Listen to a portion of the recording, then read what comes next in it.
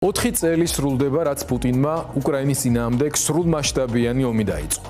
4 წელი ერთი ადამიანის იმპერიული ავანტიურის კალენდარი, რომელმაც ევროპა გამოაღვიძა და უკრაინას ყოველდღიურ რეალობად უქცია ბრძოლა გადარჩენისთვის, თავისუფლებისთვის და იმისთვის, რომ ნანგრევებიდან კვლავ ააშენოს საკუთარი ქვეყანა.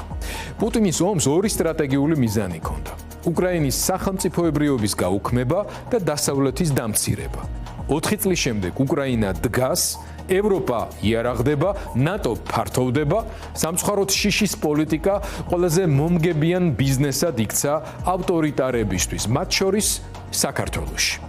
მოდით კარგად გავიხსენოთ ომის ამოცანები. კიევის 3 დღეში აღება, მარიონეტული რეჟიმის დასმა, უკრაინის დემილიტარიზაცია, დასავლეთის გახლეჩა. 4 წლის თავზე რეალობა ასეთია: უკრაინელმა ხალხმა და სახელმწიფომ ზელენსკის პერსონალური სიმტკიცის, პოლიტიკური ნების და უკრაინის შეიარაღებული ძალების ბრძოლის უნარიანობის შედეგად დაამტკიცა ყველაზე მნიშვნელოვანი რამ. თავისუფლება ლოზუნგი არ არის.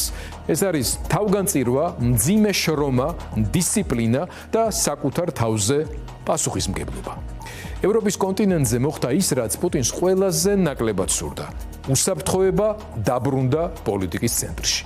ფინეთი და შვედეთი ნატოს წევრები გახდნენ. უკრაინა მიიღო ევროკავშირის კანდიდატის სტატუსი და დაიწყო გაწევრიანების მოლაპარაკებები. ხოლო პუტინი, რომელიც საკუთარ თავს ისტორიის არბიტრად მსაჯულად ასაღებდა, საერთაშორისო სისხლის სამართლის სასამართლოს მიერ ძებნილია. ომის პირველივე დღეებიდან საქართველოში გაჩნდა ხალხი უფრო ზუსტად კი ივანიშვილი და მისი მთავრობა, ვისაც ისე რომ საზოგადოებისთვის კითხვა არც დაუსვამს და არც უფლება აუღია, ურცხვა დააფრიალა თეთრი დროშა. მას შემდეგ უკრაინელებს კაპიტულაციისკენ მოუწოდებენ, გმირობას, მათ შორის ქართველი მეომრების თავგანწირვას დასცინიან, მსხვერპლს პიარის ნაწილად ნათლავენ. ზუსტად ეს ხალხი ომის პარაზიტულ ეკონომიკურ ტალღაზე გამდიდრდა. შიშის კაპიტალიზება გადააქცია ხელისუფლების შენარჩუნების ტექნოლოგიად და ქვეყნის დემორალიზაციის ინსტრუმენტად. როდესაც ისინი ამბობენ, უკრაინას ომი უნდა თავიდან აეცილებინა, დავფიქრდეთ, გავიხსენოთ, რას ნიშნავს ეს სინამდვილეში. სახელმწიფოებრიობის ფაქტობრივი მოშლა, მარიონეტული რეჟიმი, არმიის განიარაღება, სუვერენული საგარეო პოლიტიკის გაუქმება, დემოკრატიაზე და ევროპულ კეთილდღეობაზე უარის თქმა. ეს არის მშვიდობა. ეს არის მონობის კონტრაქტი. დავსვათ კითხვა მათთან, ვინც პროპაგანდის ნებაყოფლობით ტყვედ იქცა. თუ თავისუფალი ხალხის წინააღმდეგობას არასწორ ნაბიჯად მიიჩნევთ, მაშინ რა არის ღირსება? რა შინაარსი აქვს თქვენს ლექსიკონში სიტყვებს პატრიოტიზმს, ქრისტიანობას, თავისუფლებას, თვითმყოფადობას, ადამიანის უფლებებს, წინაპართა თუ ყველაფერს გადარჩენის სახელით ვთმობთ, ბოლოს რა გაგვჩება გადასარჩენი? 4 წლის თავზე ვითარება უკრაინაში კვლავ მძიმეა. მილიონობით დევნილი ევროპაში, მილიონობით ადამიანი ოკუპირებულ ტერიტორიებზე, განადგურებული ენერგეტიკული ინფრასტრუქტურა. გამარჯვებამდე ჯერ შორია.